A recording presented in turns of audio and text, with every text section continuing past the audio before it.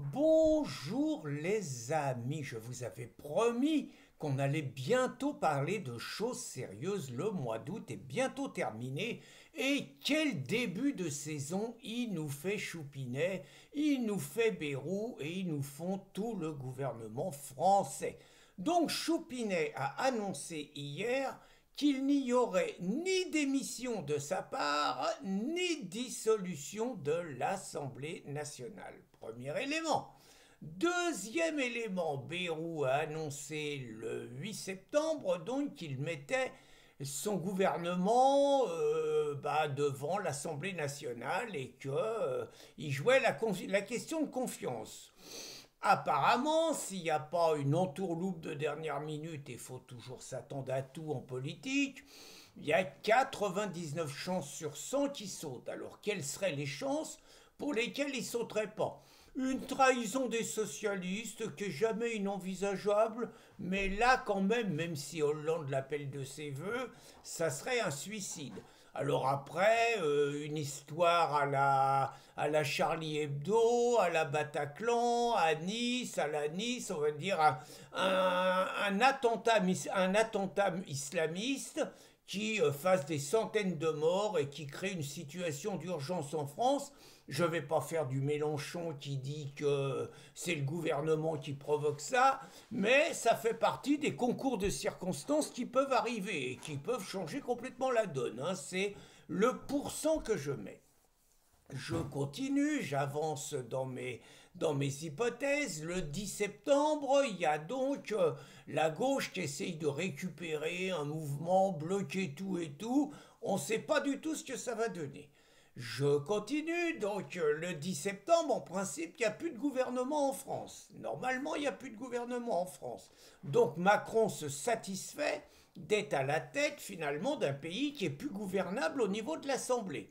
Certains conspirationnistes, certains complotistes vont dire que tout ça est un coup monté et que finalement ça arrange Macron qui va pouvoir s'arroger tous les pouvoirs en utilisant l'article 16 qui finalement lui permet de régenter seul le pays dans des circonstances exceptionnelles. Et il peut estimer que là, il y a des circonstances exceptionnelles et que l'avenir de la France exige qu'on prenne quelques libertés avec le parlementarisme et la démocratie, à supposer que le parlementarisme soit de la démocratie, ce qui est encore un autre débat. Je continue, il y a quelques jours, Macron a fait une grosse provocation contre Poutine pour justifier quelque part une situation de guerre contre lui en ajoutant qu'il fallait que les hôpitaux français, il a qualifié Poutine d'ogre à nos frontières et tout, bon, et donc en ajoutant que les hôpitaux français devaient être en état d'accueillir 100 000 éventuels blessés d'une guerre. Alors je ne pense pas, connaissant Macron, qu'il envisage une guerre dans un scénario de type guérilla de Laurent Oberton, où les envahisseurs, suite à on va dire, un accident dans les banlieues, un flic pour se défendre qui tue Siracaille, donc les envahisseurs se soulèvent, l'armée n'est plus là, la police se dissout et il y a des crimes, des actes de guerre dans toute la France, des dizaines de milliers de morts, des femmes violées, etc., etc. Je pense pas que Macron envisage ça. D'ailleurs, je sais pas, mais c'est intéressant cette réflexion, puis je vais revenir sur mon sujet, mais ce régime qui n'arrête pas de nous donner des conseils, qui n'arrête pas de nous dire qu'il faut sauver la planète, qui n'arrête pas de nous dire que quand il fait chaud, il faut boire beaucoup et qu'il ne faut pas allumer les radiateurs, qui n'arrête pas de nous infantiliser surtout. Je vous ferai remarquer qu'ils n'ont jamais donné le moindre conseil à nos compatriotes pour savoir comment on se défend d'une agression, comment on se défend d'une agression chez soi, comment on se défend d'une agression dans la rue. Ça, ils s'en foutent, hein. Je referme la parenthèse. Donc, il paraît envisager l'idée que il pourrait y avoir 100 000 blessés en France. Mais 100 000 blessés en France, ça veut dire qu'il envisage, comme ça s'est passé à Kiev, que les Popov puissent nous attaquer. Et si les Popov devaient nous attaquer, ça serait à la suite d'une attaque ou d'une provocation de la France à son encontre. Sinon, on ne voit pas Poutine avoir intérêt à bombarder Paris comme il l'a fait hier à Kiev sur un bâtiment de l'Union européenne, ce qui est un avertissement sérieux quand même, hein. Je continue. L'Allemagne annonce qu'elle rétablit le service militaire. C'est quand même bizarre en ce moment que l'Allemagne annonce qu'elle rétablit le service militaire. On sait que la Grande-Bretagne est d'autre part le fer de lance de l'offensive continentale, on va dire, contre Poutine, et qu'il y a 3 ans, c'est Boris Johnson en personne qui a dissuadé Zelensky de signer un accord de paix qui était possible avec Poutine sur des bases où tout le monde s'en sortait. On sait que c'est les rosbifs qui sont à la manœuvre.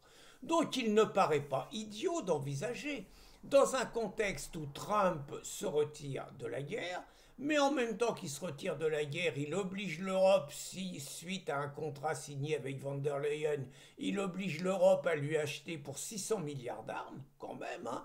Donc il ne paraît pas idiot d'envisager que l'Allemagne, la France et la Grande-Bretagne, étant quand même dans des situations difficiles à cause de l'immigration, à cause de l'invasion et à cause de la politique irresponsable qui a été menée, pour quelque part faire diversion et sauver leur régime, Macron, Merz et Starmer envisagent une guerre contre la Russie, avec évidemment les conséquences catastrophiques que ça serait pour nos différents pays, mais qui leur permettrait, par des régimes d'exception, de sauver la situation et d'éviter une alternative patriotique en France avec Marine Le Pen ou quelqu'un d'autre, hein, une alternative en Allemagne avec l'AfD et une alternative en Grande-Bretagne avec Farage. Alors on pourrait ajouter que, quitte à paraître conspirationniste, que par rapport au bilan de Macron, dont certains disent, et j'en fais partie, qu'il a été mis là pour détruire la France, on pourrait penser quand même qu'après avoir vendu tous les fleurons de l'industrie française aux États-Unis, après avoir agressé un mouvement social populaire comme les Gilets jaunes et l'avoir pourri en balançant la gauche dedans, après nous avoir terrorisé, insulté, menacé et bloqué nos libertés avec le Covid, après avoir instrumentalisé la guerre russe, ukraino-russe pour nous montrer que la Russie était un vrai problème, après avoir ruiné la France et avoir amené un état d'endettement exceptionnel, après avoir imposé à notre peuple une nouvelle population qui quotidiennement